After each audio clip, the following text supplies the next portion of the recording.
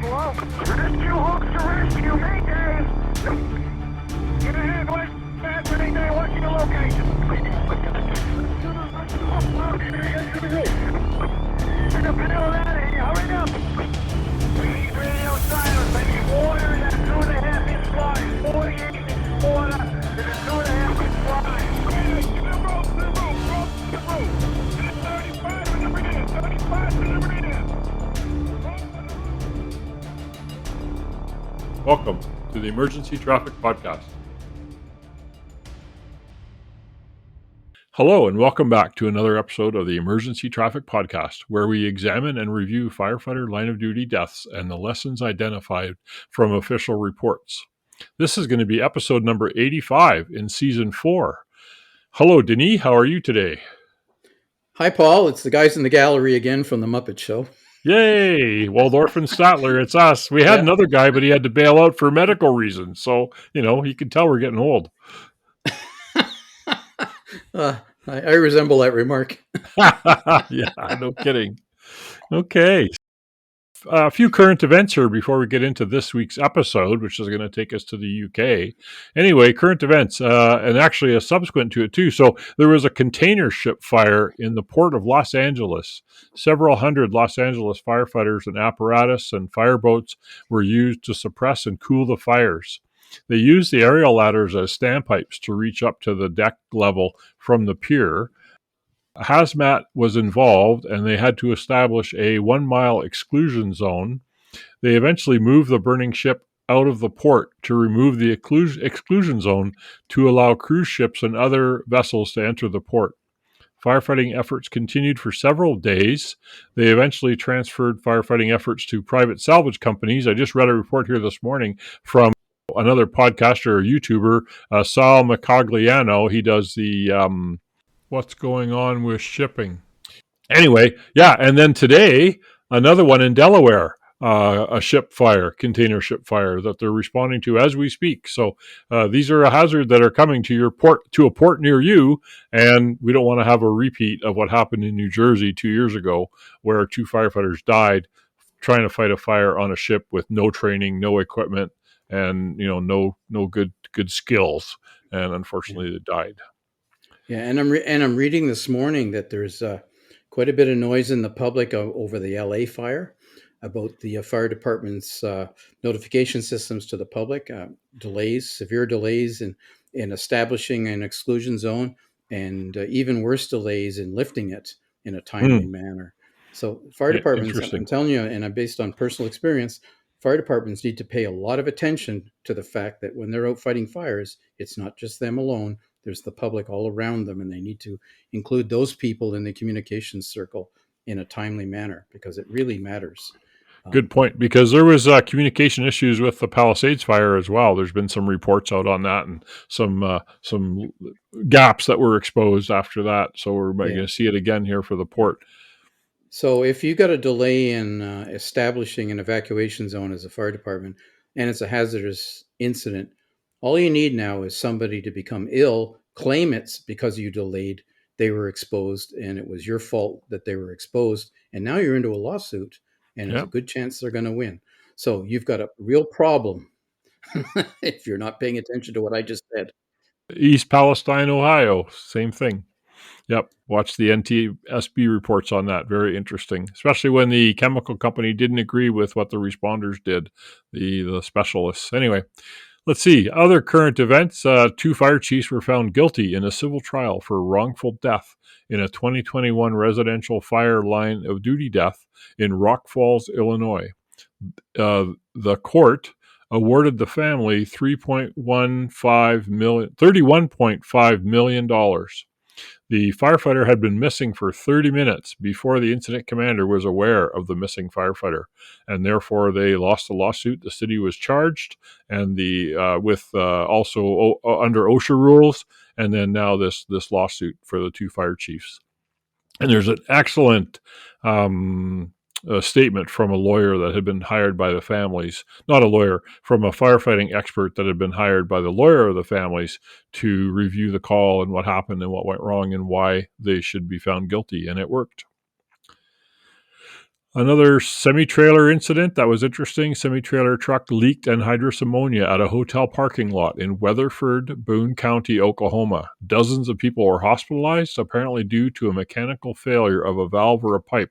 I think the truck and trailer were sitting there probably overnight in transit, and then all of a sudden this thing leaked. There's excellent video online and stuff about that, but these things can happen anywhere. We need to be prepared. Yeah. It raises lots of issues like what's a truck full of anhydrous ammonia doing in a parking lot at a hotel? Like, this is an unnecessary risk. Did this particular community have hazardous material routes through the town? For instance, a lot of communities have or should have. It's something that needs to be considered as to whether you allow vehicles, placarded vehicles, to travel through your town. And we don't really know if this was in town or out of town. I don't know. No. And so there's a lot of issues, and yeah, you see the video and you see that big cloud of anhydrous ammonia, and you see it because it's causing the humidity in the air, the moisture in the air, to condense because it's cold. It's a cryogenics, and you can see it. And I've been in the middle of a cloud like that. Now I was wearing a Gumby suit, Class A level A suit, going in to shut a valve. I mean, for real, not in practice. And it's intimidating. And if you're the public and you don't have that fancy suit on, you're suddenly in a trench in World War I getting gassed, and it's going to be fatal. Yeah. So we had one. Yeah. We had one. It was so cold though that the ammonia was liquid on the ground, and the peace officer who discovered it actually drove through it. And then we showed up and we're like, "Oh, hey, that's ammonia." But it was really cold out, so it kept it contained. So would it be a good idea to put nice warm water in it at that point, Paul? Probably not. Yeah. Probably not. You had a comment about current events about a big fire in what, Hong Kong? Yeah. Roughly midday Hong Kong time, and which would be early this morning, East Coast, North America time. There's a fire in a high-rise residential in Hong Kong, right? And this is like 8 30-plus story high-rise buildings. Apparently, they were doing some construction on it, and the exterior of the buildings are tarped and scaffolded, right, with bamboo. And last I heard, there was at least 4 of the 8 buildings were on fire, maybe more. And there's some 36 people dead and some 280, give or take, people missing. And among the dead is a firefighter who is dead. Another one's in the hospital. And so I figured 25 or 30 more people are in hospital right now, civilians who lived there. And that's not over yet. So it's the videos are available and you can see them online. And I would ask you as a firefighters, man, if that was your scene, how would you deal with that one? Yeah. So it was an exterior fire by the looks of the little clip I saw this morning, right? Yeah, there was some speculation that it started on the scaffolding. Oh, okay. And the scaffolding is bamboo, highly combustible, obviously. And apparently there's a bit of a history of scaffolding fires in this area over the last 10 or 15 years. There's been a number. And some of the jurisdictions in the Far East Asia area where bamboo was commonly used as scaffolding is no longer being used. So there's some discussion as to whether combustible scaffolding is a contributor to these incidents, cause of these incidents. Well, probably not a cause, but major contributor, and whether they should be continuing in that vein. So good questions. We have the same issue with the combustible cladding on buildings. In fact, I saw a post this morning or yesterday. I might have even put it on our social media feeds on the emergency traffic. It was a hospital being evacuated overseas somewhere, and I can't remember where, for an exterior cladding fire. And so, we can't put combustible cladding on these big buildings that are high risk. So, right. Well, I mean, essentially, if you've got the building scaffolded and tarped, that would be combustible siding. That would be combustible as well. This wasn't construction. This was just the outside of the building, like Grenfell Tower and others. Yeah. So these big fires, they happen, man. Yep. That's why the fire department needs to be staffed up and equipped and trained. Well, there's a lot of resources at this fire. I imagine so. Hundreds. So this week, we're going to go to another big fire that did have staffing issues and water supply issues and command issues. We're going to a fire. It's a little older, 2007, from the United Kingdom.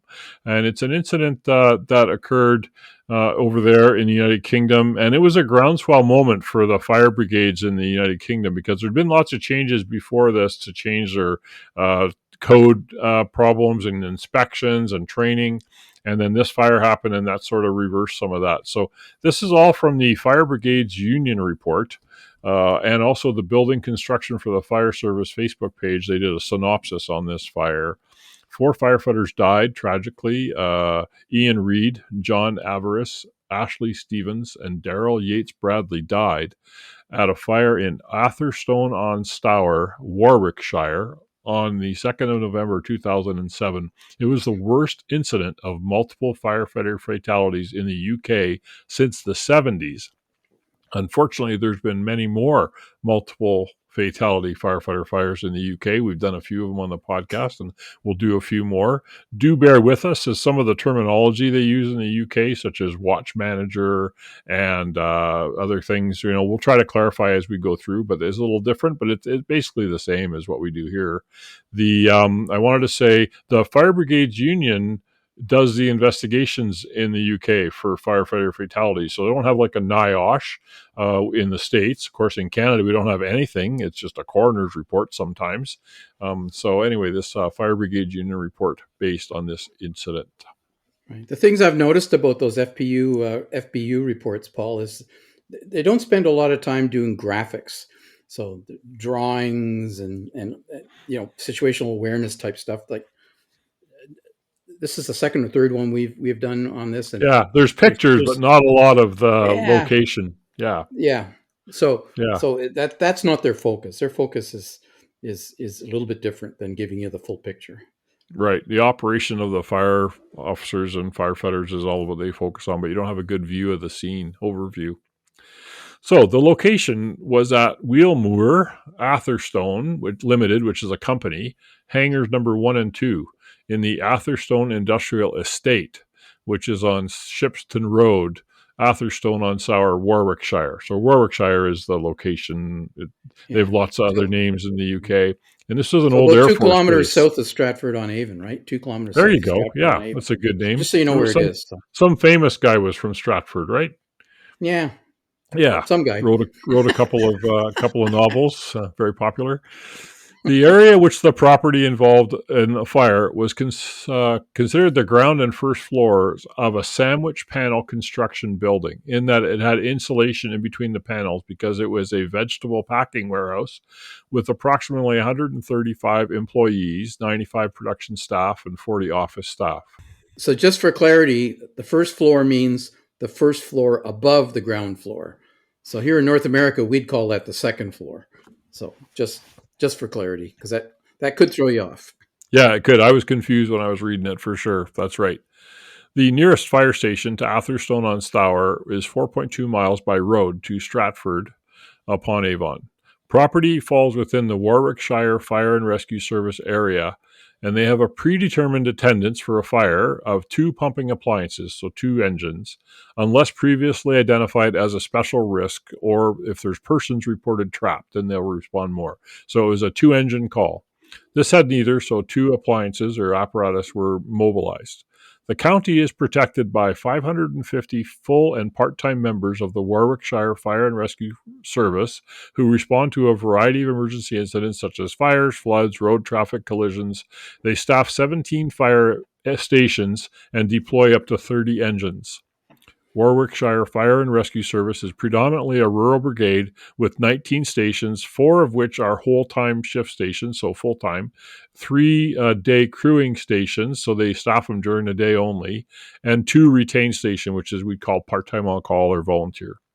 Stratford-upon-Avon has 1 full-time appliance or apparatus and 1 part-time appliance or apparatus and 1 high-volume pump unit. Because remember, most of the pumps in the UK are smaller, maybe 2,000, 3,000 liters a minute, versus we're used to hear 5,000 or 6,000 liters a minute.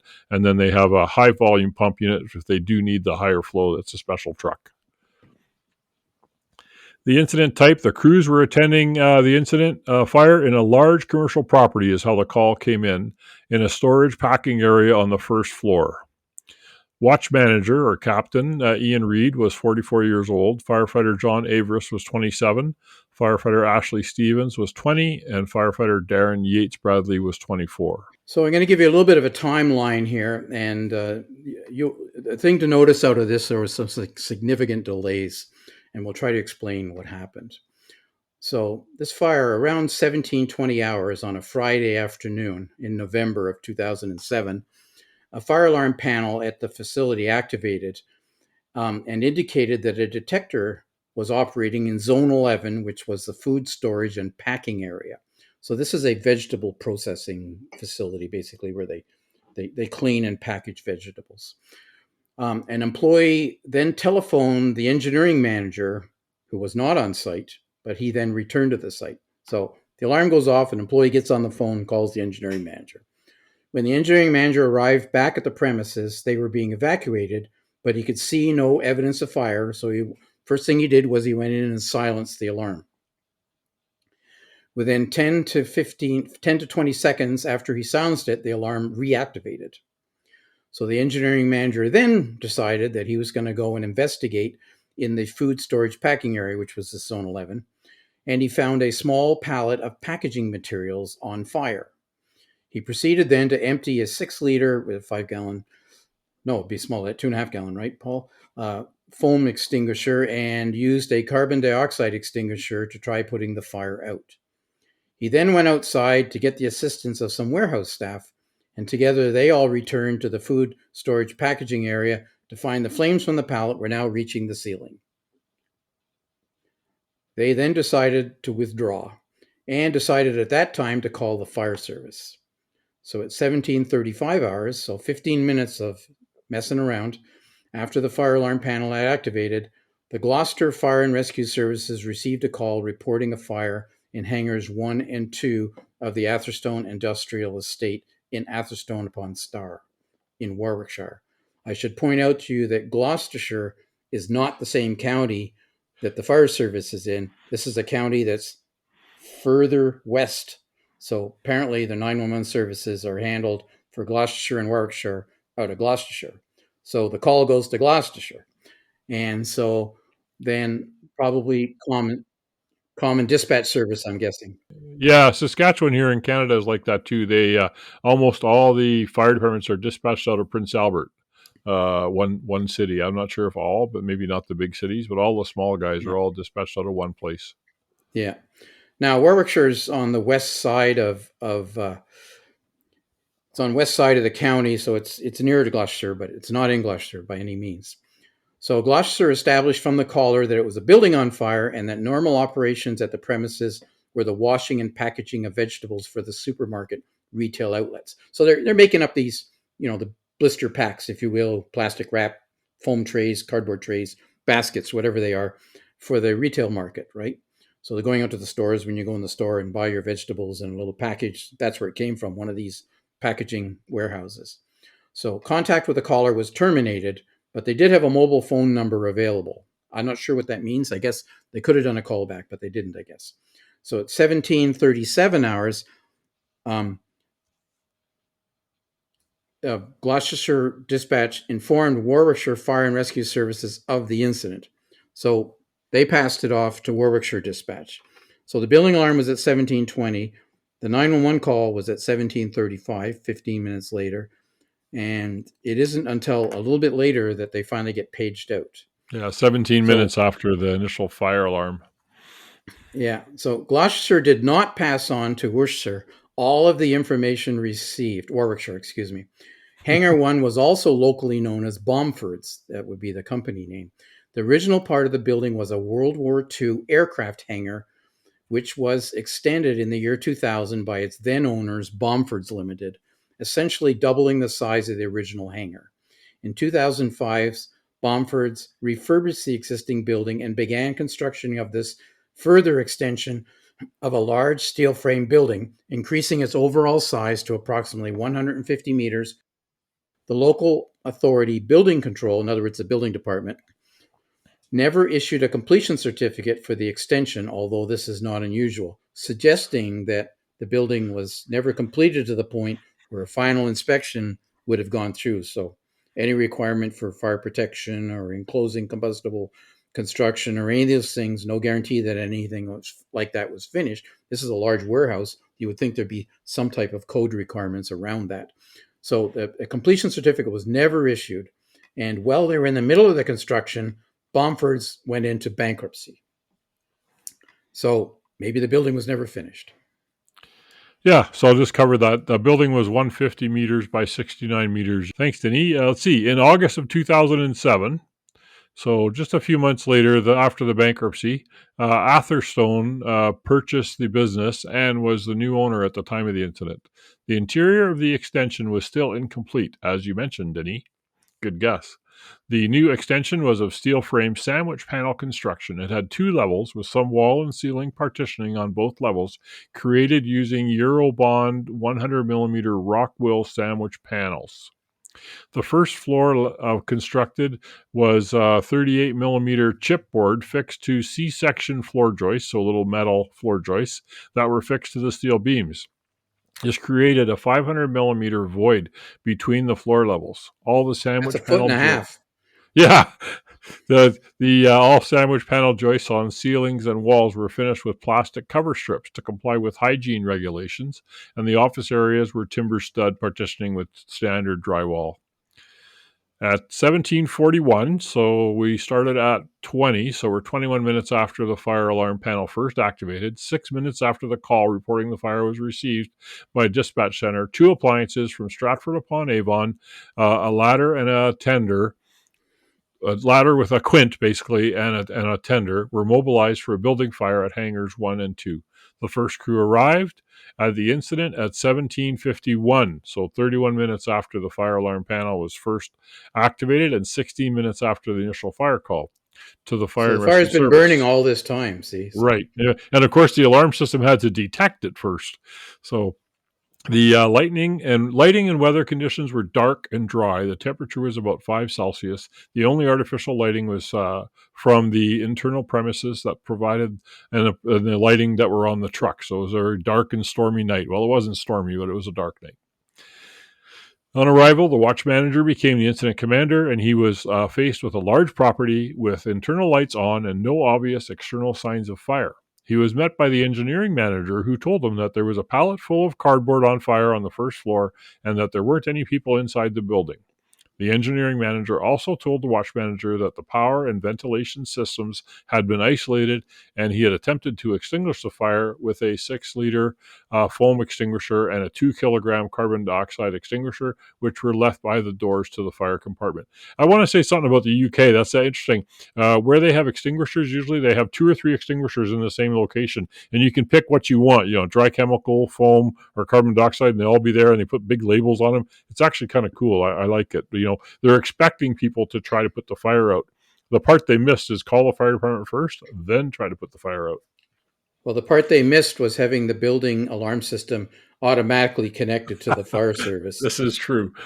And that should have been a requirement, likely was a requirement, but being an old building, maybe got skipped. Yeah. I don't know.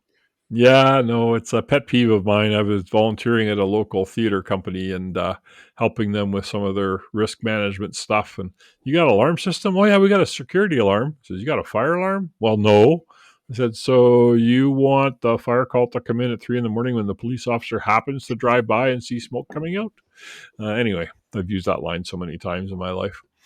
The watch manager and a firefighter accompanied the engineering manager into the building via the premises public entrance, which later became entry control point red, and which means every team that goes through there, they then call them red 1, 2, 3, 4. I actually deleted most of those in the script here because it's confusing. But anyway, they ascended the stairs on the right-hand side, which took them to the first floor, and they passed through, which would be the second floor in our mind, passed through the office reception area to a set of double doors opening into a long corridor that turned to the right. The corridor contained 2 sets of fire doors and was illuminated by internal lighting systems. At this time, the corridor was clear of smoke, but smoke was observed at the end of the corridor, issuing through the gap between the third set of double doors, which were to the entrance of the lift lobby, the elevator, and the fire compartment. The engineering manager gave no information on the distance to the fire from the lift lobby area double doors. You're going to get confused about this building. Don't worry about it. Just go with it because it's very confusing and it's very big. The distance to the pallet on fire was later to be discovered to be 73 meters from the lift lobby area double doors. So that's 400 or 500 feet. The transpired that the fire loading in the storage packing area was far greater than a single pallet. The pallet on fire was one of one pallet of 22 pallets located together in the rear of the storage packing area containing labels, cartons, and punnets, which I didn't know what that was. I had to look it up. It's the small plastic containers that you put fruits and vegetables in, and wrapping film. The property cleaning materials, some furniture, some old computers from another site owned by Wheelmore, and also stored in this area. This information had been given to the watch manager. Had this information been given to the watch manager at the time, it would have provided an indication of the size of the compartment and the potential hazards. But they had no clue. They were told it's a single pallet on fire. They didn't really know what was in there. And it was, of course, full of packing material. Not like that, unlike that, was it eggplant or something that we had in Texas? Yeah, that's right. Very similar, actually. So these trucks are parked outside on the road. So they got to stretch across whatever parking or whatever is in front of into the building, up to the second floor, first floor they call it, down this hallway, some 75 some odd down to the end of the hallway, which goes the depth of the building. And then they got to go 75 meters beyond that to the very back corner somewheres where the stuff is actually on fire. That's a lot of hose. When he returned from the corridor near the lift lobby doors, the engineering manager omitted to inform the watch manager and the firefighter of an alternative first floor fire exit to their left. If this fire exit had been used as the initial entry point, crews would have been approximately 40 meters closer to the fire compartment with a less congested route.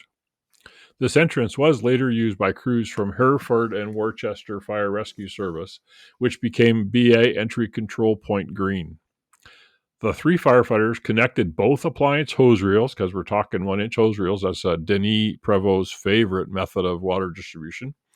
Combined length of total of 120 meters from the ladder water pump, and were assisted by the crew of an 352, now being in attendance, so another engine, to drag the hose reel up the first floor via the same public entrance staircase, and which the watch manager and the engineering manager had used previously.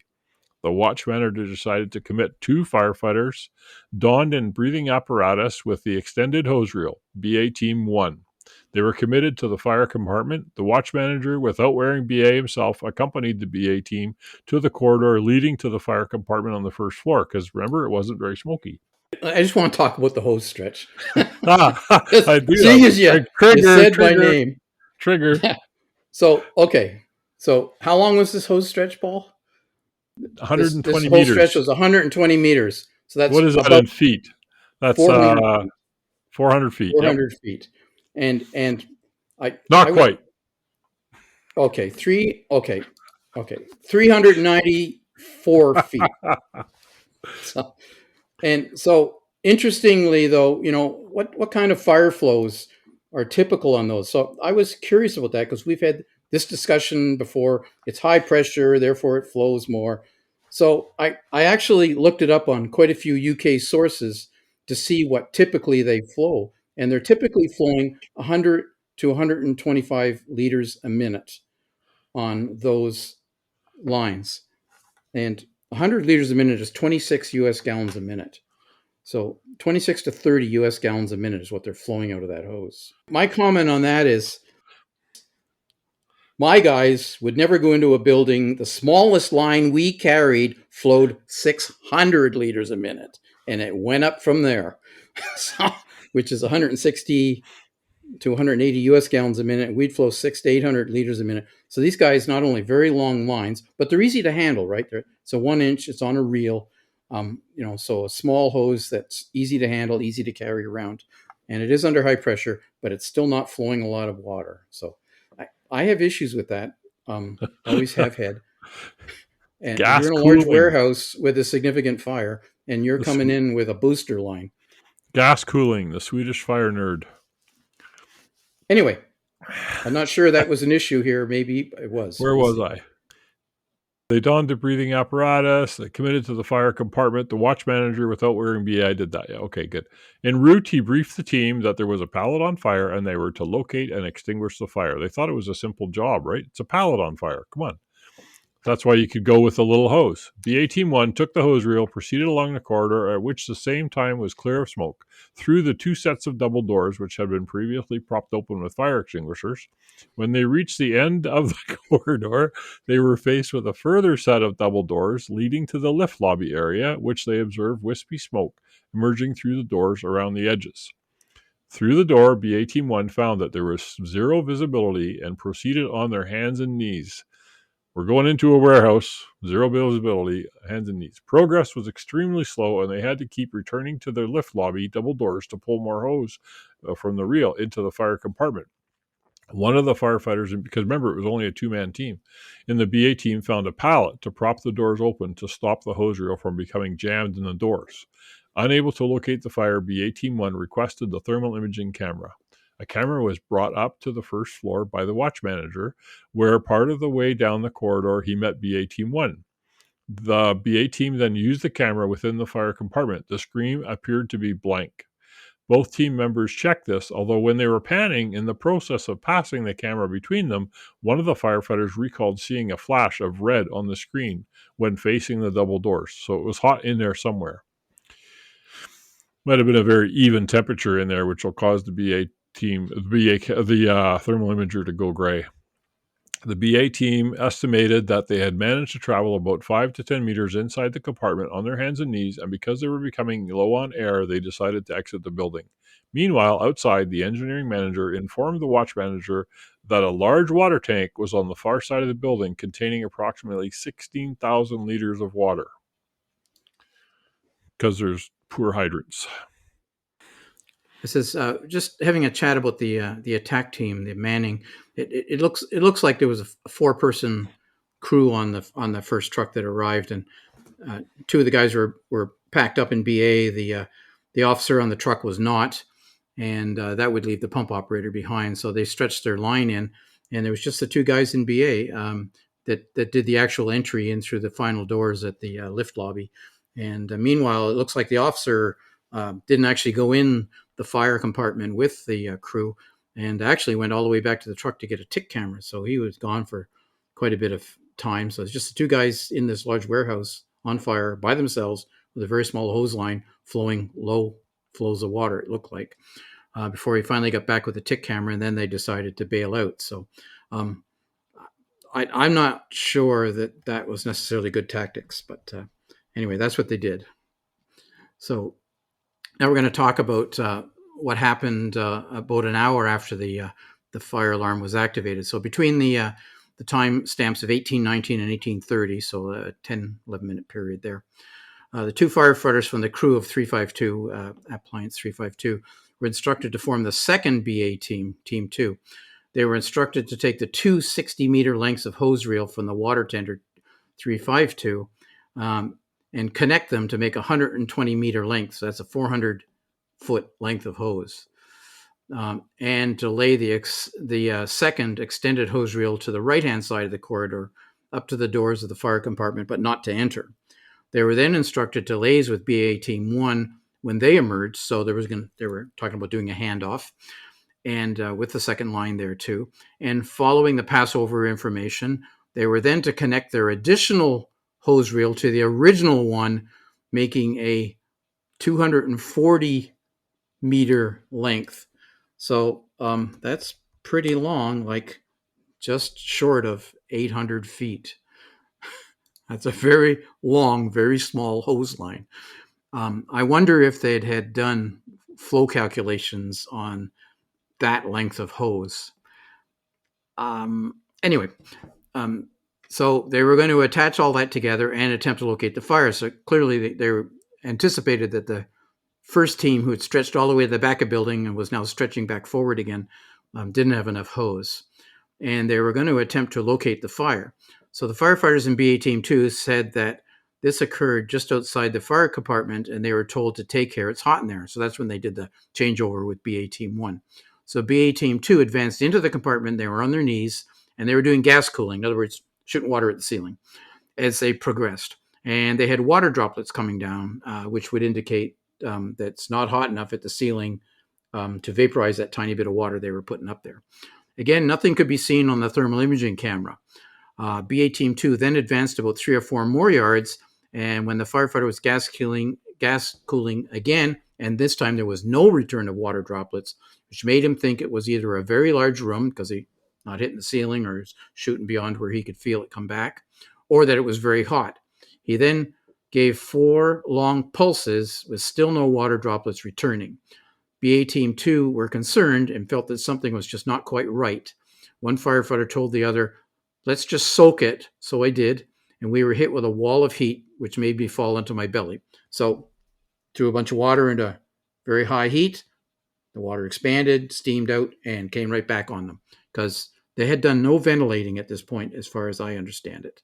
And they're on the 2nd floor, so I guess everything is trapped. With the intense heat in the base of the smoke layer now all the way down to shin height, in other words, to the floor, BA Team 2 decided that the conditions had changed significantly, and they collectively, the 2 of them, decided they were getting out, and they decided to withdraw. At 18:26, which is an hour and 5 minutes after the fire was discovered, the watch manager made up for a 3rd pump. In other words, he called in and says, "We need a 3rd pump. We're having difficulty locating the seat of the fire due to the size of the premises." Given the information from the previous BA team, the watch manager again asked the engineering manager about the layout and size of the fire compartment, as the BA teams were having difficulty locating the fire. So he's talking to the 1st team again. The engineering manager then indicated from the outside, where waving his arms at the building, where the compartment started, and paced the area out along the building. So he says, it starts here and it goes this far. So firefighters from BA Team 1 also spoke to the engineering manager about the layout of the fire compartment. So, that's the size of it. What does it look like? That discussion highlighted the complexity of the building. If the distances given by the engineering manager were accurate, it meant that the BA team still had at least 35 to 40 meters. So that's 100, 120 feet. 150 feet, yep. Yeah, to travel to the seat of the fire once they were inside the fire compartment. So they go in the front door, they go up the stairs to the floor, they go down the hallway through 3 or 4 fire doors, they turn left into the fire compartment, and then they have to go an additional 150 feet to get to the fire. So the actual distance from the lift lobby to the fire was, as it turns out, about 73 meters. So 3 times that is in feet, a long ways. So the engineering manager drew 3 plans for the crews on that night, all different, but omitted to the lift lobby area and the 4-hour firewall, and also gave the incorrect location and distance of the fire. At no point did he offer the dimensions of the compartment or the additional pallets. He didn't offer, but I wonder if he was asked. I don't know. Yeah. It's a bad situation. At approximately 18:30 hours, so it's an hour and whatever after the fire, right? Yeah. The hour 10. Yeah. The BA Team 2 exited the building after about 10 minutes in the fire compartment and showing signs of anxiety. Firefighter from BA Team 1 recognized the signs of anxiety exhibited by both firefighters from BA Team 2 and approached one of the firefighters to try and calm him down. Initially, the firefighter thought that they had returned for a piece of equipment. However, once he had established that this was not the case, he instructed the firefighter to remove his BA face mask. The reason that given by BA Team 2 for their early withdrawal was that they were low on air due to laying out the hose reel before being committed to the fire compartment. They also stated that they were unable to locate the fire and the room was still hot. The watch manager decided that he was going to commit a further BA team and started to see who was available from the crews at the incident. They only had 3 engines there, I think, maybe 2 with 1 coming. I don't know if the 3rd one was there yet, yeah. No. With the information that they had gathered, BA Team 1, the firefighters volunteered to go back in. The watch manager initially said no to the firefighters due to their previous usage of the SCBA. However, once they checked that they were both fully fit for the task, they were committed for the 2nd time. The team was designated BA Team 1 again. The watch manager and firefighter from the 2nd Appliance 352, having completed their 360 reconnaissance, advised the watch manager in charge that other than smoke issuing from the fan apertures, there were appearing to be no other physical signs of fire developing in other parts of the building. So you've got a large building and a large fire compartment, and you've got a hot fire, which the 2nd team determined, and you've got a massive hose stretch, 800 and some feet long, and small amounts of water coming out of the end of that hose, and you're going to send a 2-man team in unsupported into this environment. Calm And down. there's nobody in the building. You got to ask yourself why. Did I mention this went to criminal trial? Okay. At approximately 1834, the original BA Team 1 were recommitted. They were given the same brief as previously. Both firefighters also believed that they were better equipped with the knowledge from their previous entry. The team retraced their steps to the first floor, located the hose reel left by BA Team 2 at the top of the stairs in the reception area. The firefighters had formulated a plan from the information that they had received from the engineering manager. Once inside the lift lobby, they were going to deviate slightly left in a diagonal direction until they reached the wall 5 meters inside the lift lobby area. They would then turn right along the wall until they reached the opening in the 4-hour firewall.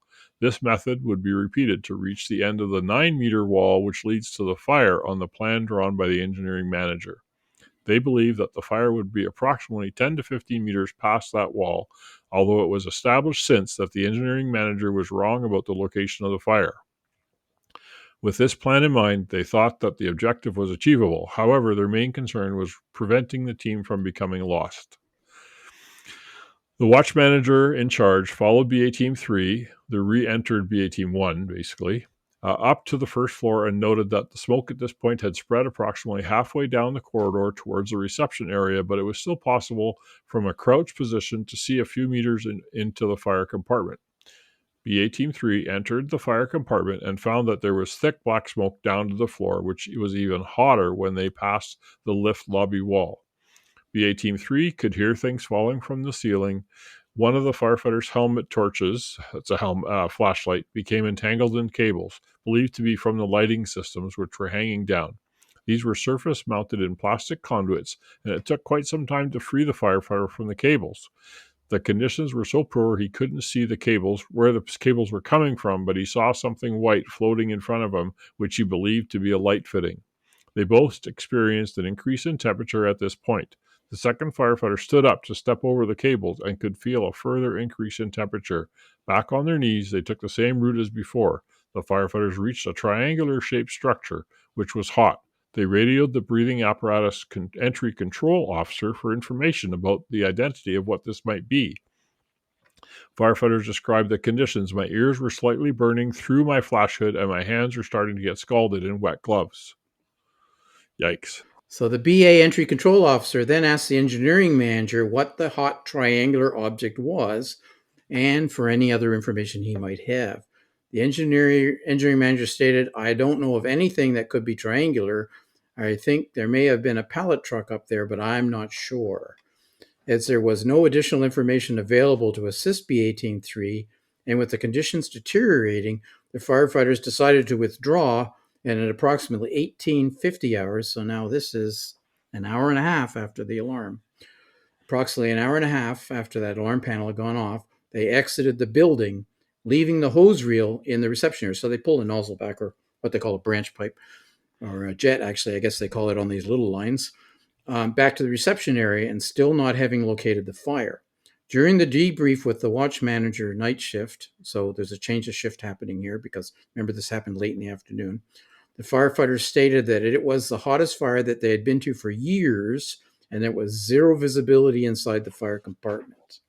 The two watch managers, the day shift watch manager and the night shift watch manager, both agreed the incident should now progress to command level 2, which is 5 plumps plus 1 for command support, so 6 in other words, and a fire cover officer. So that It's would like be a second alarm. Yeah, a more senior officer. Basically a second alarm in their terms. Yeah, with some type of IC staffing. Yep. So the watch managers began the formal handover of information. However, watch manager day shift remained in charge whilst the watch manager night shift assisted with the allocation of tasks for the incoming appliances and organized their crews. When the Alchester pump arrived, which is one of the stations, the watch manager night shift instructed the watch manager that he wanted 2 BA wearers. He wanted 2 guys packed up, in other words. The watch manager also requested that 2 hose reels off of the Alchester pump and to connect their hose reels into 351. So they're going to make another 400 and some foot off the same first truck. off the same first truck, right? I don't know if this area is hydranted, right? There's been no discussion of that. We'll get there. Okay, so firefighter Stevens and firefighter Yates Badley, who were from the Alcester crew, volunteered to wear BA. I believe these were the two fellows. Yeah, two of the fatalities. Yep. Yeah. The engineering manager also told the watch manager day shift of an alternative access point that would require entry through the ground floor to open the double fire exit doors, which could only be opened from the inside. So probably a stairwell coming down from the second floor. The watch manager and the engineering manager went and looked through the transport office window into a large area known as the goods out. So in other words, the shipping department. This large room was clear of smoke with no signs of fire. Well, it's on the ground floor. So they entered from a roller shutter door, so a roll-up door, to the left of the loading bays into an open area known as the goods out area. They then progressed diagonally to the right through the goods out area and opened the fire doors, which were approximately 18 meters, to the right-hand side of the existing entry point. So a little closer. So they've opened another opening into the building low down. The watch manager day shift requested the attendance of a water bowser, That's tanker, a tender. in other words. Yeah, tanker. Yeah, sorry, tanker. Tankers got wings. Tenders have wheels. Is that how it goes, Paul? We often have those discussions. Never mind. Which contained 5,400 liters of water. So, 1,200 U.S. gallons. 1,200 U.S. gallons, yeah.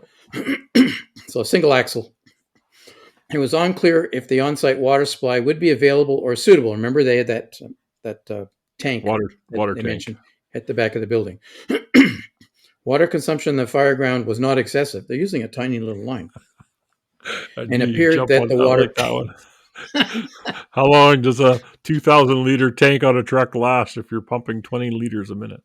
Yeah. Well, I remember early on in my firefighting career in the 70s, fighting an oil tanker fire with a 30-gallon a minute booster line. How'd that go? It was good. The water lasted a long time. That's right. And we managed to take 3 or 4 inches of asphalt off the road. And eventually the fire went out because the compartment drained.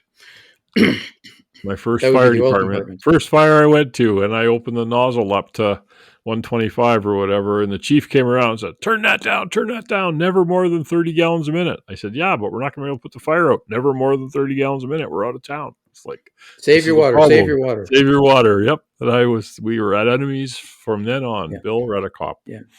Yeah. You always did a good job if you went back to the station with water still in the tank. Those were the days. Okay, we're getting distracted.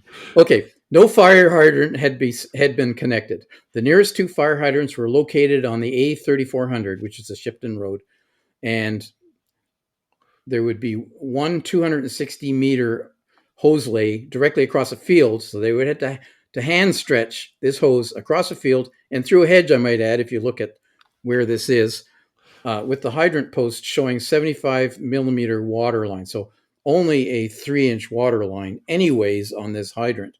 So, wow, that's not a lot of water. And then there was another at the junction, so the intersection of the access road, which is where the road that comes off that goes back into this estate, which was some 900 meters, so almost a kilometer away, which was 45 lengths of hose, with a hydrant post on a 90-millimeter water main. So, well, that's a lot bigger, almost a 4-inch line. So these lines are obviously not designed for industrial risk. We need Dirk on here to defend the low flow European methods. These water lines here in North America would be considered not even enough for housing. That'd be red. Yeah. Red hydrant cap for sure. Anyway, the watch manager night shift then instructed the watch manager from Wellburn, another station, to provide 2 hose reel lengths again to engine 351, the appliance, and 2 more BA wearers who were to be the BA emergency team, like the RIT team, basically, but only 2 of them, and to instruct the rest of the crew to find the emergency water supply in this tank behind the building, actually in the woods. Gets better. So water from the 401 pump out of Wellsbourne was provided then to engine 351. That was that The first original one. first arriving engine Yeah. out of Stratford. So at 1849 hours, this is an hour and it's pretty much a half. Yeah. The watch manager, after the building alarm went off, the watch manager night shift sent a further assistance message, command level 3. In other words, to dispatch, looking now for 8 pumps plus a control unit with a pump to support it. The control unit was off the run. Not sure what that means. I don't know. guess I it think means it one was was out of unable to service. respond. Yeah, I think he was out of Unable to service respond, or out of something. service, right? So this would be a I'm third not even alarm. sure so the control unit would be basically a command unit, I guess. Maybe. And this is basically third alarm for them. Right. So anyway, the county fire control then contacted the Hereford and Worcester Fire and Rescue Services Fire Control Center, requesting the attendance of one appliance as part of the predetermined attendance for command level 3. So this is a major fire now, and they're really starting to throw some And resources they at got it. 2 guys inside. Right, and 2 guys inside, and all this. Yeah, okay. So well, plus they got the 2-guy backup team, so is standing by outside. So Hereford and Worcester Fire and Rescue Services policy states that at a minimum, 2 appliances and a station manager will be mobilized for any cross-border working fire. This is to ensure that their own systems of work are implemented and fully resourced, and this is what they mobilized to the incident. So they're bringing in basically mutual aid. Well, And they want to make sure, mutual aid's bringing their own officer. right, making sure that they're supported because they don't And they're necessarily safe. work the same way. Yeah. So, This is a disaster in the making. 1851, the watch manager night shift formally took over as incident commander. The station manager booked in attendance, so this is like a division chief or something. He noticed light gray smoke issuing from the eaves, but nothing gave me any major concern. There was enough evidence to confirm that there was a fire of some degree inside the building. It's a sleeping giant, but we're so not used to commercial fires. The watch manager night shift requested a further BA team 4, to be of 4 users, for hose management due to the long travel distance to the scene of operations. The BA team consisted of watch manager Reed, firefighter Avarice from Stafford, and firefighter Yates Bradley and firefighter Stephen from Alchester, who were originally in before. Badly, you're right, no R, thank you. They were the 4th BA team to be committed and were also designated with the call sign BA Team 4. The recorded entry time was 18:53 on the entry control board. The watch manager night shift briefed the BA team to carry out a right-hand search of the fire compartment and tackle the fire and use the original hose reel which had been left at the top of the stairs in the reception area. Before BA Team 4 entered, a firefighter from BA Team 1 had discussion with watch manager Reed about the conditions and the layout inside the building. So they're getting good briefings and stuff, which is great. But not accurate. Well, these guys were inside, so that's what they're getting briefed on. Okay. The firefighter drew a sketch plan of the layout. This indicated premises, doors, corridors, partition walls inside the compartment, and cables that were hanging down from the ceiling, which the firefighter had got caught up on. So they're really good with recording everything, like the BA entry control points and all this stuff and the alarms. What they're not And good the with handoffs. is the decision. It's the decision-making process at the top. Yeah. Meanwhile, and I was quite impressed with the handoffs between the teams, talking to each other. That's so important, and we often fail to do that.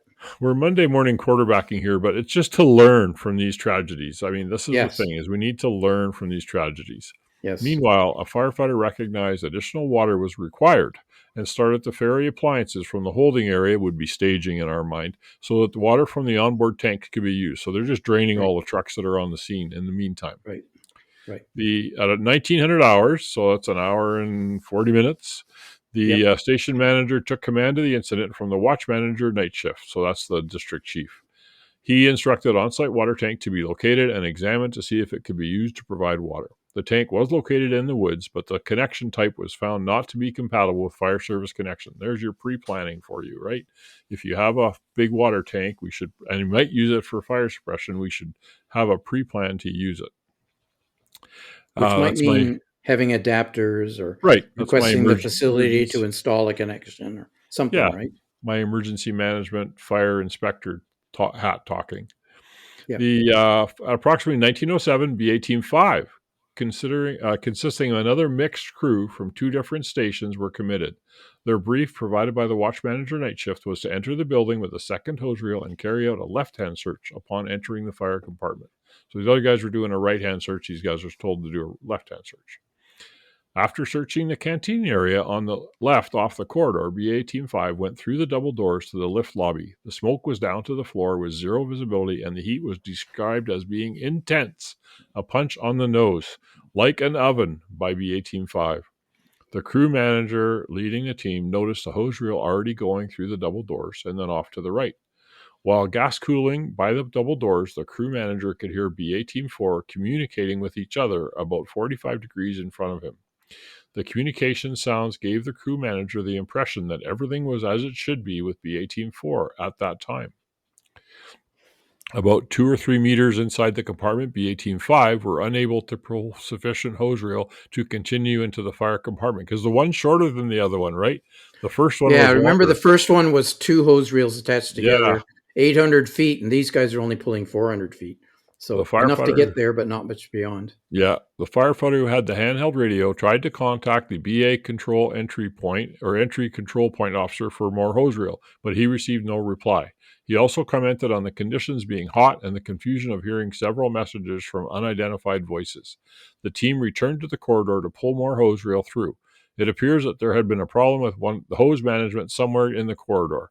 It became apparent later that the incident when other BA teams encountered similar difficulties. The firefighter who was number 3 in BA Team 5 noted that due to the density of the smoke, he could not even see the firefighter who was number 2 and who in reality was barely a few feet in front of him. So conditions are really deteriorating. Hot, Yep. smoky, long distances, confusing conditions.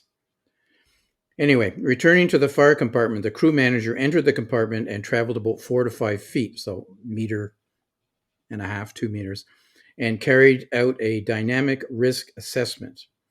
Due to the fact gas cooling appeared to be having no effect on the level of heat and smoke, and he could hear large objects falling down. In other words, he's trying to determine whether it's safe to continue the fire attack. The crew manager considered the reasoning behind crews being committed inside and decided it was not worth the risk. He spoke to firefighter number 2 in the team. They were both taken aback by the heat and decided it was worthless to proceed any further. But remember, there's a team further in. The BA control officer tried to contact BA Team 4 via the handheld radio, but he just received a garbled message he couldn't understand. Remember, this building is steel clad, right? It's these sandwich boards, so you got a steel skin full of rock wool and another steel skin, and it's on steel frame. So radio communications would be difficult in that environment. Especially if they're trunked radios and they didn't turn a repeater on or something. Yeah, that. I was a fire chief in an oil refinery for 11 years, and we used 400, which is UHF, and we used UHF all the time because our VHF systems didn't work well where there was so much steel around. So the higher the frequency, the shorter the wavelength, and it bounces around better, and it tends to get out through little holes and areas. So I don't know what radio system they were using here, but it would be a challenge. There's no doubt about it. Maybe a listener can tell us what kind of radios they use in Warwickshire. And if it's a repeated system, for instance, maybe it's repeated off a truck or repeated off a tower. That just makes it even more difficult if it's not simplex. Anyway, the BA control officer tried to contact BA Team 4 via the handheld radio, received a garbled message, right? He went to the watch manager night shift who was standing by and communicated his concerns. The watch manager then took the radio from the control officer and tried to contact BA Team 4 himself, who responded, emergency, emergency. So these guys are in trouble. This is the last radio communication that was received from BA Team 4. The station manager was informed. Now, the station manager, he's in charge of several stations. So like you said, he's like a district chief of some sorts, was informed by the BA control officer of the BA emergency and instructed the watch manager night shift to redirect BA Team 5 in order to assist Team 4. So BA Team 5, go help Team 4. So BA emergency. Something I don't know of in Europe, and it's not mentioned in the report, or the UK, shouldn't call the UK Europe maybe. Anyway, is do they have evacuation signals? Like here, it's kind of quasi-universal, sound the air horns for everybody to get out, in addition to radio. So I don't know if they have that over there. They might not even have air horns on their trucks. So here, it's like that's what I would be doing. If I can't reach them on the radio, I'm going to be using the air horn to evacuate the building. I actually was at a hangar once in Saskatoon. Firefighters were inside. It was an old hangar that had been converted, and they had an engine inside the hangar too. They'd driven in because it was in the office part, and they had to abandon. I was there. I watched it, and they had to evacuate, air horns, the whole deal. They left all their hose, everything. They got the fire truck out of the hangar, and the thing burned to the ground at the airport. Anyway, Yeah. But whether you would have heard air horns in such inside a a large big building, and insulated. and well, plus I've been in large building fires. Actually, any fire you've been inside the structure fire, You the can't noise hear is anything incredible, outside. Yeah. and you have trouble communicating into the ear of your partner, let alone An air being able horn. to hear something coming in from the outside. So, yeah, unless you got a tone coming across your radio, you probably wouldn't know about it. And 2007, those systems existed. They existed in my fire departments. So, don't know for sure what went on here. Well, and now the modern air packs, you can press a button outside to activate all the pass alarms to Yeah, evacuate people too. yeah. But not in But this is, '07, yes, but it was fairly new. yeah, we had them on our radios too. We had Yeah, but emergency there's one on buttons the that did it. SDBA too. Yeah, yeah. But now, but I don't. Yeah, it I was don't think in its so. It'd be infancy then. brand So new. Yeah, yeah, yeah, this is 20 years ago. We must not forget that. It's almost 20 years ago. almost. Anyway, the BA emergency message was received by fire control at 1914 hours. So we're almost 2 hours after the fire was first discovered. So approximately 22 minutes after BA Team 4 had been committed was when this Occurred. emergency. So 22 minutes after, and they're probably wearing 30-minute packs. Yeah. Maybe not, maybe more, but they would be well down on their air supply by this Yep. time. Yep. So BA Team 5, who were out near the lift lobby, they returned to the double doors to communicate their decision to withdraw. But then they heard the message, the emergency message. So the BA emergency was sent prior to. So anyway, the BA emergency was prior to sending their message. So before they sent the message that they were going to withdraw, is what they're saying. I guess they heard the BA emergency, and they reconsidered their decision to leave, and they re-entered the fire compartment with the object of assisting BA Team 4. But they left 2 members to manage the hose reel or passing hose by the double doors, which is a good move. With their backs to the door facing into the compartment, they could hear BA Team 4. From the original location, BA Team 4 appeared to have moved across in front of them from the right side to the left side, and they were at a distance of several meters away. Although this was approximate based on what they could hear, they could only hear the BA team and could not see them because of the conditions in the compartment. So the crew manager and firefighter number 2 of BA Team 5, this would be, grasped the hose reel and proceeded along the left-hand wall. So they were going to do a left-hand search for BA Team 4. They were shouting and spraying water in the direction of the noises they were hearing. So that'd be off towards their right and forward to try to attract the other crew's attention, basically trying to orient them. The crew manager also waved his torch and was shouting. Shouting with a BA on, it's only somewhat effective. After about 10 meters of advancing, the crew manager and the firefighter BA Team 5 ran out of hose. There was no more hose to be had, because remember, they had the short line. They returned to the other BA team members that were back by the door and attempted to pull some additional hose reel, but to no avail. It might have been caught up further down the stairs, out the door, or whatever, or they were just out of hose. Anyways, the crew manager and the firefighter once again set out along the left-hand side from the double doors, and with the same amount of hose reel, with the hose manager continuing to wave his torch and to shout, so made another attempt to go as far as they could. A few meters along the left-hand wall, a firefighter, since identified as Reed, appeared out of the smoke. He was bent over, but on his feet, stumbling back towards them and about to hit the floor. The crew manager stated in court, "I put my right hand onto his left shoulder and scooped him up and got him onto the left wall, the reference wall. I turned around to the wall with the intention of getting him out as a casualty. He was bent over double and facing the doors. He then rushed off towards the doors." Reed somehow gathered momentum and made his way along the wall past the 2 firefighters who were on the hose line there to try to find him, and managed to get through the double doors and disappeared. The 2 firefighters could not see in the smoke log corridor which direction Reed went. Yeah, wow. Found him, and then he runs back in. Yeah, we've seen this before, Paul, where firefighters are out of air and or have maybe carbon monoxide contamination or heat stress, right? Can Heat really, stress. and very likely these guys did have that, really affects your cognitive abilities. And you may have one thing fixated in the mind, I got to get out of here. And, if you put your hand in hot water, you're not thinking about whether you're pulling it out palm up or palm down. You're Right. thinking, I'm getting it out of there. Exactly. So it's just animal instinct. You're going to do what you got to do. So anyway. Yeah, no kidding. The other fire that was similar to this one was that one in Bowling, Texas. It was Eggplant, episode 77, which we produced in July of 2025, if anybody's interested. But very similar industrial type building, disoriented with a fire they couldn't find and lots of obstacles in place and stuff like that. The crew manager and firefighter knew that the other BA wearers were in a similar location, as they could hear 1 or 2 distress signals units activating from the SCBAs. So he and the firefighter decided that they would continue along the left-hand wall, desperate attempt to find these guys. As they proceeded, they were banging on the wall, shouting and waving their torches, their flashlights. At the same point, they ran out of hose reel, but nevertheless decided to continue along the reference wall, because that's what you're going to do. You're going to get your buddies out. The crew manager realized that they were doing increase the risk to them. With their BA sets becoming low on air and hearing no further noises from the remaining firefighters, BA Team 4, or sounds from the DSUs, the crew manager and firefighter reluctantly decided to withdraw.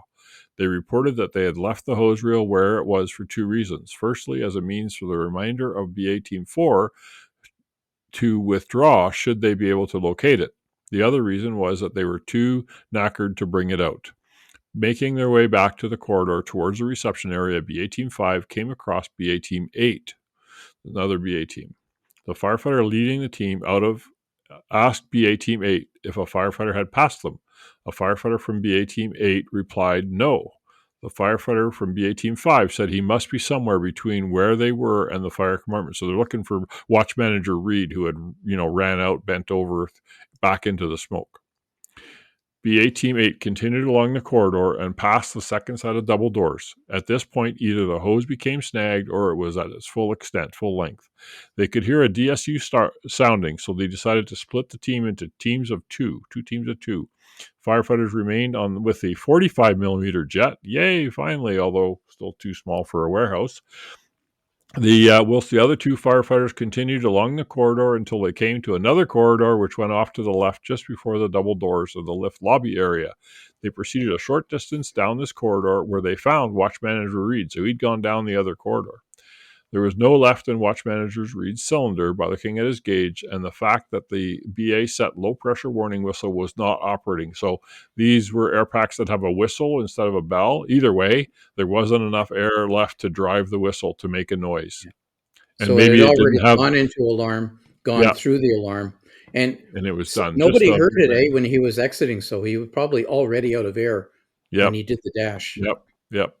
The face mask was still covering his face. His helmet was dislodged, and they could see no sign of him breathing. The 2 firefighters began dragging Watch Manager Reed from the incident.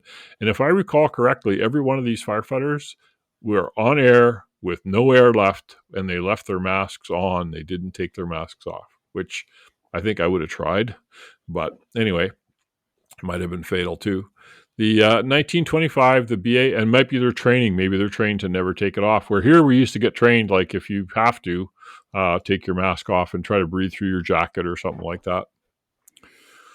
It was easier in the old days when you with had low pressure elephant packs, trunk. Yeah, and you could put the hose in your armpit, and it right. didn't smell good, but it smelled better.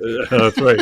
Let's see. At 1925, the BA main control officer, a station manager, booked in attendance, so they got a supervisor for BA control. He reported to the station manager in command of the incident that he would be unable to carry out BA main control duties until the BA pod, whatever that is, it's like an equipment pod or something, arrived. Instead, he was tasked with assisting the BA control entry point. Between I think 1920, I think the pod is a mobile BA support unit, right? With spare bottles, compressor maybe, cascade maybe. So maybe, literally a yeah, pod, one of yeah, those. could be. Yep, roll on, roll off. Yep. Yeah. Okay, 1925 and 1935, the station manager, BA control manager, assessed that the BA situation was not looking like a good situation. 1926, BA Team 5 exited the building, collected their tallies, which would be their passports. 2 minutes later, the predicted time of whistle for the missing BA Team 4, approximately 14 minutes after the BA emergency message was received for fire control. 4 minutes later, Warwickshire Group Manager and Pembroke Pump from Hereford and Worcester booked in attendance. The Pembroke crew were instructed to set up a second BA entry control point at the subsequent entrance door that was used earlier by the engineering manager and the watch manager, with the shorter travel distance to the lift lobby. 4 more minutes after that, the BA pod booked in attendance. There's some confusion as to the handover of incident command from the station manager to a group manager, so it's like a higher level chief. During this period, some difficulty was experienced in maintaining water supplies for the BA crews inside. They still haven't got water supplies. 2 hours in. Beginning approximately 1934, BA emergency team, BA Team 9, even though they were entered from BA Control Point Red, the first one, they were about to enter the building, but they were delayed as BA Team 8 had exited with Watch Manager Reed. So they drugged this guy out, so they all went to help that fellow. Frantic attempts were made immediately to revive Watch Manager Reed at the entry point door. BA Team 9 then entered the building, made their way down the main corridor where they could hear the sound of activating distress signal units on the SCBA, so pass alarms. They continued into the fire compartment, experiencing really thick smoke and heat like if it's going into an oven. 1940 hours, BA Team 10 were committed to lay a guideline and search for the missing firefighter. So this is, I think, a guide rope search like a RIT team would take in with them. The incident continued to develop. The conditions in the fire compartment deteriorated. Water supplies for BA crews were problematic. Further BA teams were committed, and command and control appeared to be confused. Between 1952 and 2000 hours, the call started at 1520? The station manager briefed the group manager, including 3 members of BA Team 4, were missing on the first floor. Approximately same time, BA Team 11 were the first BA team to enter through the second entry control point, which they were to call entry point green. They delayed while waiting for another hose reel to be set up. The fire chief shows up at 1956.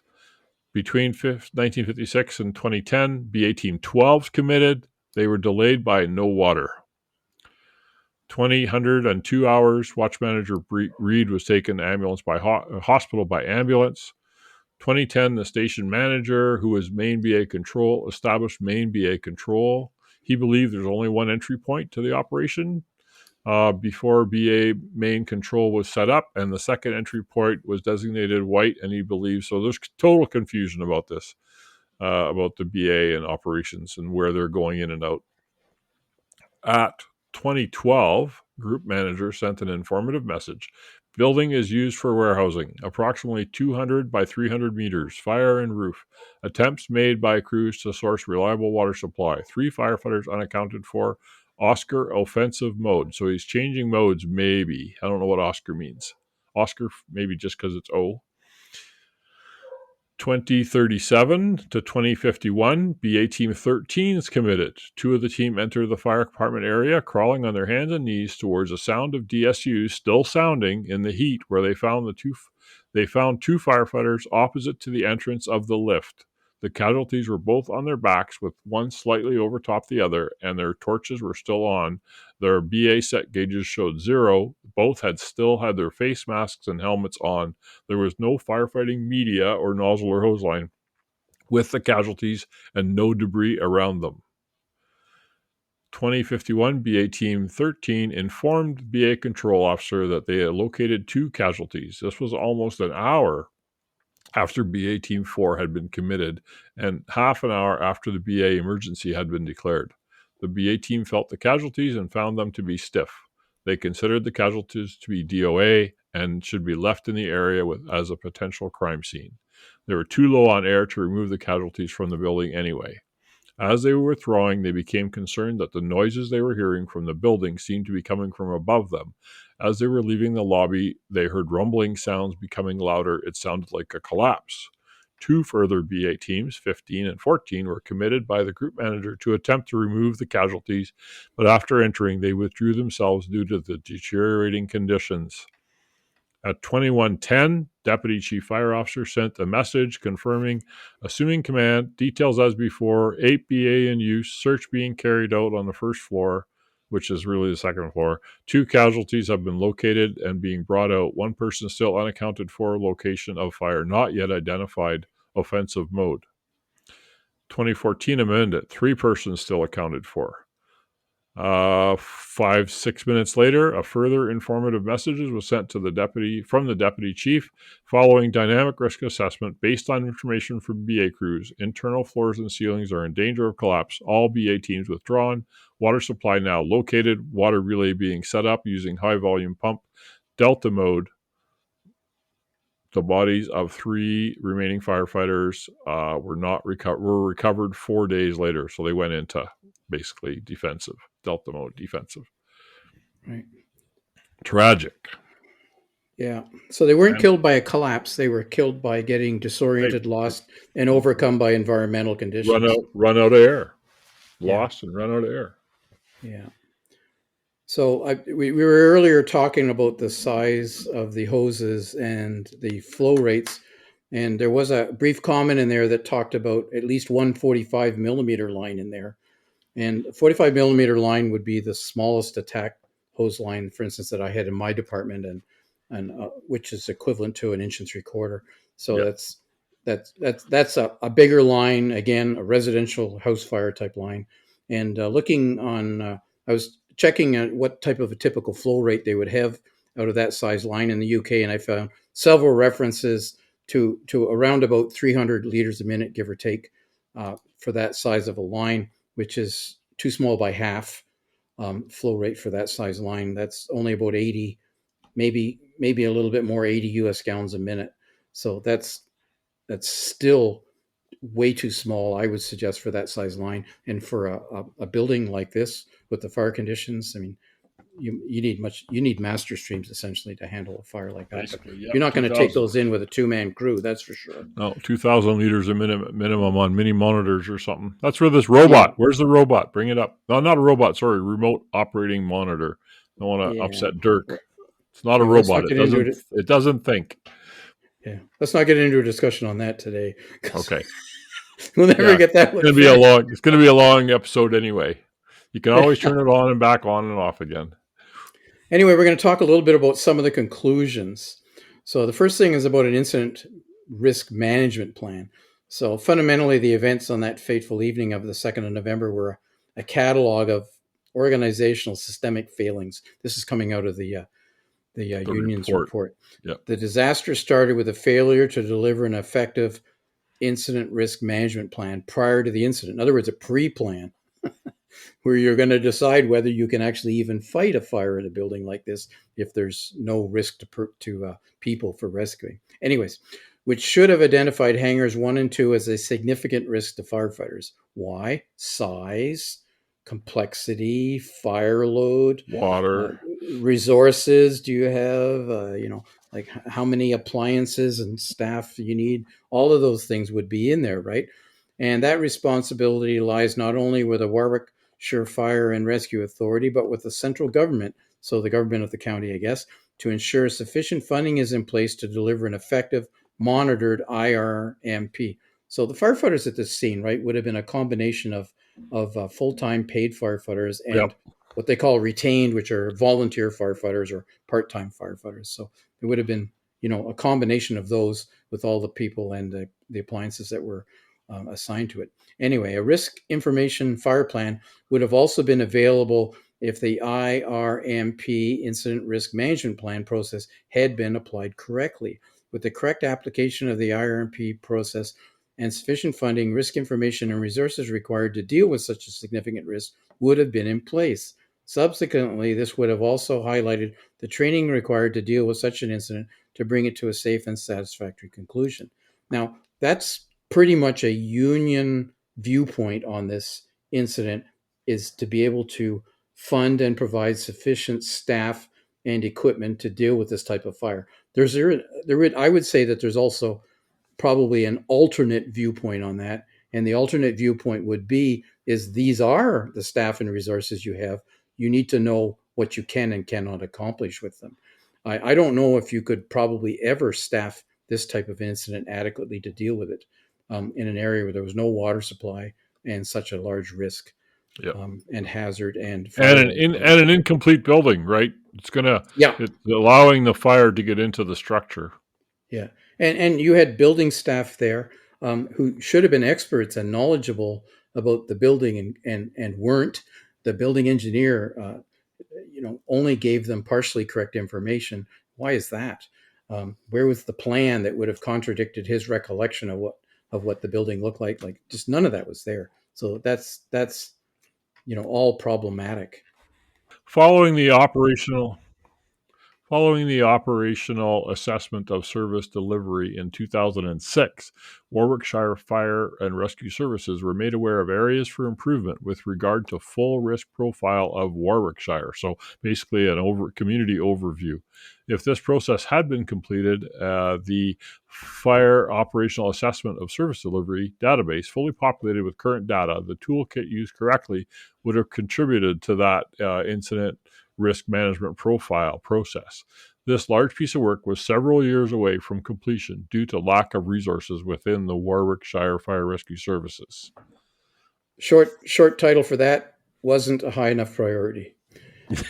Yeah. I mean, UK fire services have been under severe stress for decades for lack of staffing, lack of funding. They've been shutting down stations. They've been trying to dial back to save money.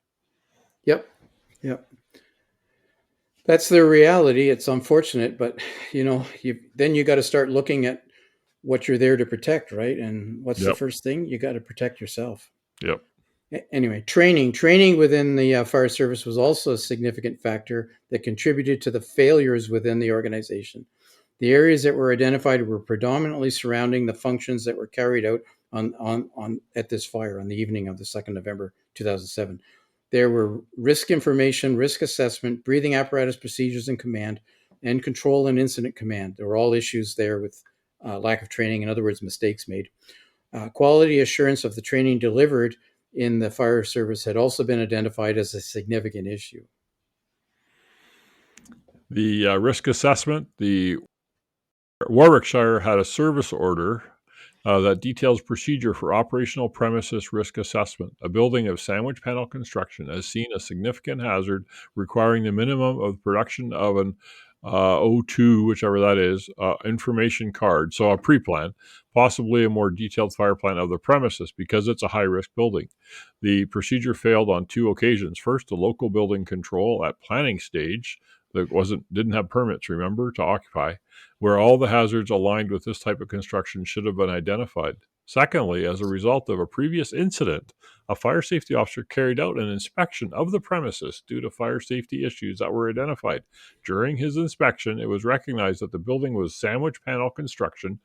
Both occasions should have triggered the process detailed within the service order for a premises risk assessment. This process should have also ensured that sandwich panel construction was detailed on a mobilizing turnout sheet, so that's like a run card, all of which was also seen as an area for improvement in the operational assessment of service delivery completed a year before in 2006 with regard to the passage of information between operational crews and fire safety staff and vice versa. And we've seen this many times before when city staff or prevention staff and operational staff don't have the same information. Well, don't even talk. Don't have a common database. Yeah. Don't feed information back in. And ditto with your building code enforcement people. Like, I mean, you've got the fire department operational, you got the fire safety inspection and code enforcement people, and then you got the people who are responsible for building occupancy and building design and acceptance. That's 3 different groups. And if they're not talking to each other, what one group knows the other groups may not know. In a case like this, the guys on the trucks are always the last to know, it seems. Recorded training. So it's unknown if all staff received training on the delivery of service orders or any other written communication. There was no evidence to confirm delivery of this type of information to fire department staff. The method of recording training in the fire department was a computerized system called Red Kite for whole-time firefighters, so full-time firefighters. But for part-time on duty, part-time on call people, it was largely a paper-based recording system. So they had two systems within the department for training records, which of course would be confusing. Neither system provided a means to ensure quality of delivery, underpinning the knowledge gained and the competence of firefighters. It was also identified that there was no robust process for the recording of training for officers or assessment of continued competence. So exactly what we often debate about in our group to the side is training competence of officers. Yeah, but it suggests this fact that there was two separate systems suggests they were essentially running two separate fire departments. Yeah, I was Career just going department to say that. and a volunteer part-time department, and you met at fires, but you didn't much meet otherwise. Probably not. Yep. So Probably union issues involved and everything else. Yeah. It's going to come home to roost at some point. Yeah. So more about BA training this time. So BA training requires a complete overhaul, the union report says, including identified courses, syllabus content, and course duration. For example, the initial BA course for the staff had been reduced and does not comply with national guidance. So again, simplified course curricula. We don't need to learn about that, so we're not going to. So that's how you dumb down these courses, and that's what happened here. Also, BA refresher training was sacrificed for the introduction of fire behavior training. So we haven't got time to do all of it, so let's do fire behavior training instead of BA training. Fire behavior is good, but apparently because it was no longer in their core skills. Yeah. Right. Thus, no longer maintaining core skills of BA skills. The BA refresher course must be reintroduced, as it seems odd to be reading this, but anyway, must be reintroduced as per national guidance and should be delivered as a separate entity to the fire behavior course. Yeah. Because of the introduction of integrated personal development systems, IPDS, as part of their, individual training records, the ideal around this was for individuals to self-nominate for mandatory BA refresher courses. Bad idea. This obviously failed as records identified that some staff had not completed BA refresher training for many years. If you were to ask me now whether I could put a BA on and operate it properly after 10 years, I'd say, of course I can. Yeah, exactly. I would too. Yeah, no problem. I got this. Yeah, wrong. Yeah. The RDS, I don't know what RDS was. I forget now. The operational assessment of service delivery in 2006 also stated that the development and maintenance of RDS staff, retained staff maybe, differs significantly to that of whole time. It is retained staff, part-time on call. Volunteers, basically. Differs significantly from that to delivered to full-time personnel. It also identified that the monitoring, recording, and auditing of training activity and assessments of volunteer staff was weak, with no central database to demonstrate workforce competence. However, during the investigation, it was found that deficiencies in this area also extended to full-time personnel, including officers. So basically, they found that their training wasn't happening. Well, how many times do you find that the training goes on, but the officer has to go to a meeting, so he doesn't take the training? Yep, exactly. Something along those lines. So, particularly when you get above the crew level into other officers, it's very easy to lose your basic skills because there's so much else that needs doing. Yep. Looking after your personal skills becomes secondary, and that's a mistake. So computer-based training now was the only method, and we're going to talk about that, was the only method of delivering various functions, including incident command, which occasionally was monitored during exercises. This system does not provide a robust assessment of underpinning knowledge. Many of the firefighters see it as a team event as opposed to an individual training and assessment. Yeah, computer-based training is good for introducing concepts, but you want my opinion, it's not enough. And I know we're getting into the virtual training with the goggles and the whole 9 yards. Yeah, we are. It's coming. But it's got to be a system. It can't be one thing. It's not enough. dragging a hose down the hallway. You can't do that on a computer and Yeah, have any sense of what it's muscle memory. really like. It pulls on you when I'm you flow sorry. water. It has back pressure. It does? Not on the It does. computer. No, well, yeah, but if you use the simulator, it pulls. The hose has back pressure, Oh, this is and a you Wii feel thing. heat. And you feel heat. Yeah, yeah, yeah. Okay, Um, Paul, you're being sarcastic. I got it. no, I'm serious. The simulators, you actually feel heat, and the Yeah, hose pulls. Yeah, yeah. it's good for officer training, I think. Okay. Command support also forms important function. So lack of incident command support, because that's very important, right? Commanders get overwhelmed. How many times have we talked about that on these podcasts? With the important function in incident command. As a result of this, the evening where there were significant errors that affected the delivery of command support.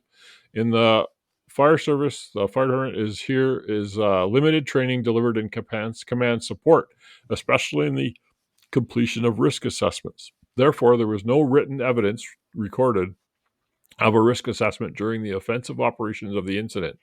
Command point had to be moved, so the command post had to be moved on a number of occasions from the lack of one appliance to another for various reasons, with the firefighter carrying the vehicle nominal role and officer fobs in his fire helmet. So he had all of his tags walking around in a fire helmet.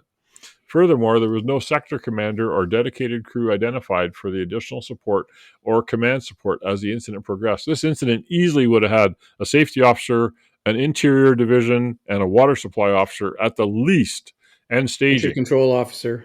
Yeah, which they had that. They had an entry Yeah, control. they had the BA guy. Yeah, Yeah, but but I he don't got know if in. he was at the entry point or whether he was Yeah, I'm standing not back sure. with the Yeah, commander. so command support. And this is 2007, so all of these systems, at least here in North America, well developed, well Yeah, in use. I was using systems like that in the 90s, so exactly. it should not. And I don't think even the firefighters union who did this report, clearly the concepts are well known because they're talking about the absence of them. So Yeah. anyway, this section's about appliances, which is talking about the vehicles and support. So the control unit had been off the run for a considerable time. So in other words, I think this is a command van of some I type, think so. Yeah, I and, think you're right. and was out of service. In other words, it was off in the garage or someplace and had been for a long time, and there had been no contingency plans other than the officer's helmet had been put in place meant that the BA pod had to be used for two functions, not only to support BA operations, but also to support command operations. Yeah. So command support and the BA control. So one appliance carrying out two functions means that there must be a competent and dedicated crew for each function. You got to be trained. You got to be equipped. Yeah. It has already been mentioned that the operational assessment was identified areas for improvement regarding training and staff. Workplace assessments at incidents were also criticized, with no evidence of monitoring staff performance. So their after action reviews either weren't happening or they weren't being lessons identified and learned, right? Okay, now we So go on to general conclusions. conclusions. Yeah, Oh, this is long, Paul. I know it's a long report. Sorry.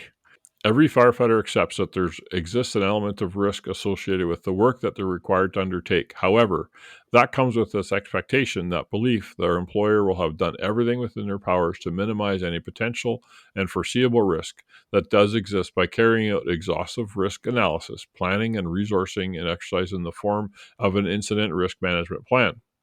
The section in an incident risk management plan above highlights the number of inadequacies with the process undertaken by the Warwickshire Fire Rescue Service prior to and at the time of the incident. These recommendations are not exhaustive, and further reference should be made to the full report. The Fire Brigades Union believes that the issue of an incident risk management process is one that should not just be subject to local scrutiny by a Warwickshire Fire Service alone, but it should be an area that government, employers, and the Health and Safety Administration should take greater interest in. There's a need for greater scrutiny in regard to drafting, implementation, and adequacies of incident risk management processes. And I know they do that a lot more now. They do a dynamic risk assessment right away on a lot of fires in the UK. It seems that too much emphasis is placed on the way plans are drawn up and far too little on what they actually mean and where they're able to deliver in the form of an effective fire and rescue service. They talk about it. It talks about incident command again. Same thing as before, really. What's it say? With regard to this particular incident, the quality of information available to the initial incident commander whilst en route and in attendance was inadequate, calling into question not just the risk management process, but also the operational pre-incident planning process we talked about for this site. In essence, this made effective incident command an impossibility at the outset of the incident, and commanders and crews were effectively set up to fail. So it talks about breathing apparatus here. It says the vast majority of the on-duty deaths involving the firefighters took place whilst they were wearing BA. It's frustrating that the fire brigade union are too often required to contribute in one form or another to proposals on guidance referring to the use of BA. So they're asked to contribute, a number of which we view as a dilution of current arrangements. It stands to reason that whilst current arrangements do not prevent the loss of firefighters whilst wearing BA, any proposed guidance of a less stringent nature would lead to an increase in similar events. This would be totally unacceptable. This is why we've made a number of recommendations that seek to improve the guidance employed in the use of and control of BA. Some of these recommendations are applicable to the fire department in this case, but equally to other fire and rescue services that would do well to carry out a similar exercise. Some of the recommendations refer to issues which we feel would be best dealt with national. So there's no details particularly in this report about what those are. Right. So other concerns, it mentions the 3 areas mentioned above do not form an exhaustive list of topics addressed within the full report, nor do they address all of our concerns in the 3 particular areas themselves. However, they do constitute 3 key areas of concern that we believe the Fire and Rescue Service is not learning from previous mistakes. And that was the saying about NIOSH reports at some conference about 20 years ago that Brannigan or somebody questioned, like, well, I don't review reports because they're all the same. And Brannigan responded, yes, we haven't found out new ways to kill firefighters. We keep doing the same thing over and over. It's exactly what they're saying here. It wasn't Brannigan, but the devil's his name. Right. Vinny Dunn. That's it. Thank you, Vincent Dunn.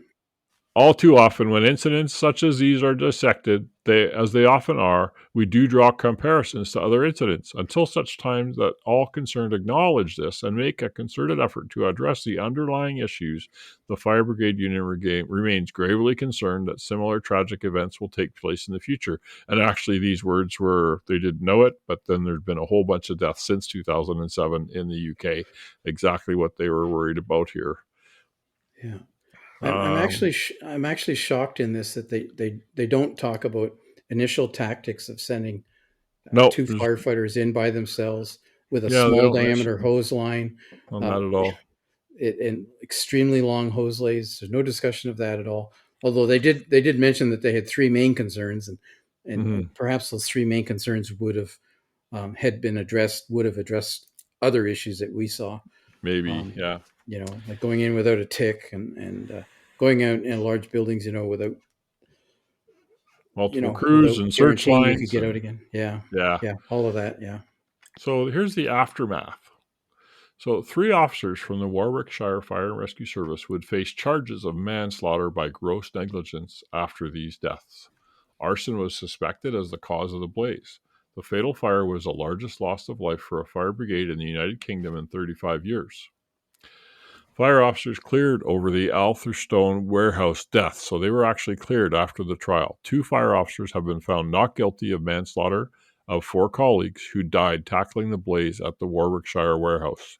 Incident commanders Timothy Woodward, 51, and Adrian Ashley, 45, were charged after the Atherstone on Stour fire. Warwickshire's fire chief fire officer condemned the decision to press criminal charges against them.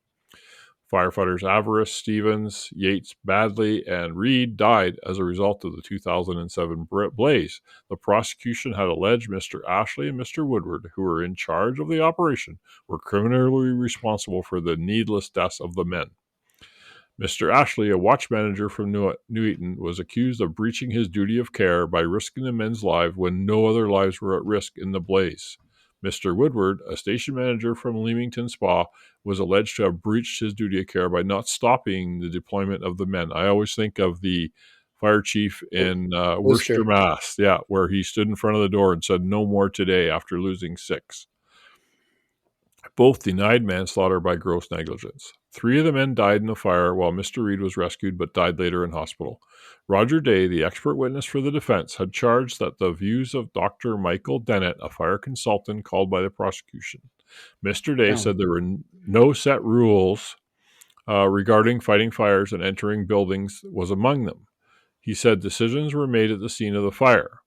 Fire Service Officer Paul Simmons, 50, from Hampton, Maga, was acquitted 5 weeks into the trial on the judge's direction at Stafford Crown Court.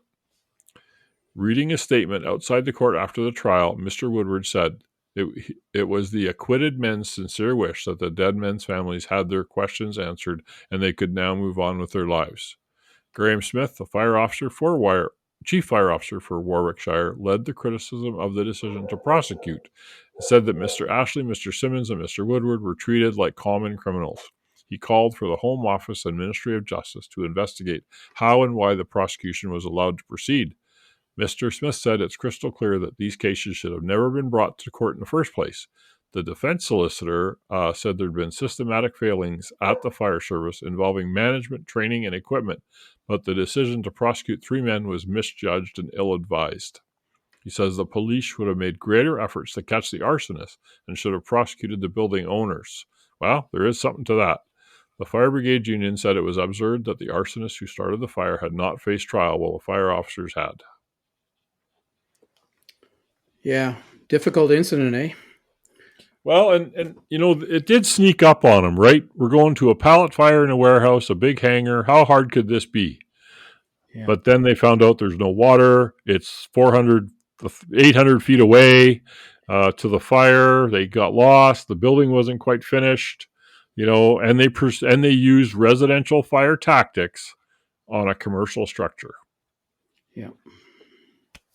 So I personally have been a little bit critical, I guess, going through this. Of some of the things are a little bit incredulous at some of the things that you read in this report, but we've been through dozens of these similar incidents ourselves, looked at them, and we can see this pattern. And it doesn't take very long reading these incident reports to start going, and